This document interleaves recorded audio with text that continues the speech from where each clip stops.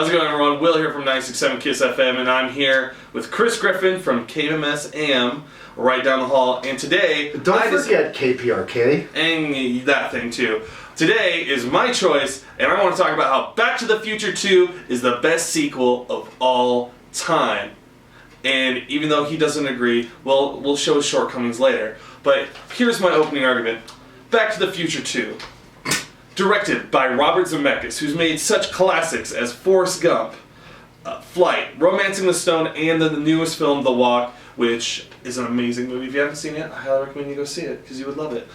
Also, it keeps on with the movie of Back to the Future and goes straight into the trilogy. I mean, it's a great continuation, and there's no other movie that really is so enjoyable that you can rewatch over and over again, and it made tons of money, and I absolutely love this film, but let's see what he says. Zemeckis lives off of Forrest Gump. Back to the Future 2 is just nothing more than a continuation of the one-trick pony of Back to the Future. I offer as an alternative The Godfather 2 as the best sequel of all time. The history of Vito Corleone and Michael Corleone, it continues. It tells the story that Godfather did not finish with Vito.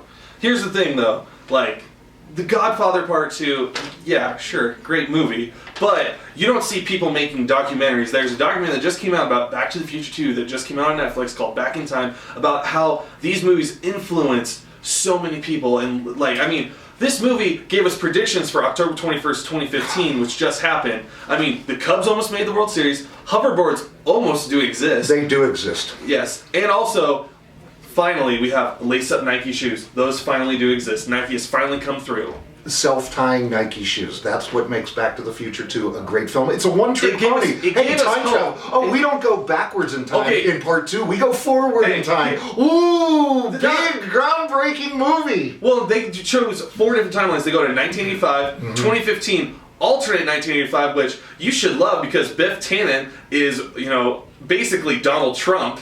And then they go back to 1985. Like, to mold 4 different times into one movie is amazing. And plus, Biff Tannen is pretty much Donald Trump is like the greatest part of that movie. Michael J. Fox still owes us an apology for Teen Wolf in the Back to the Future series.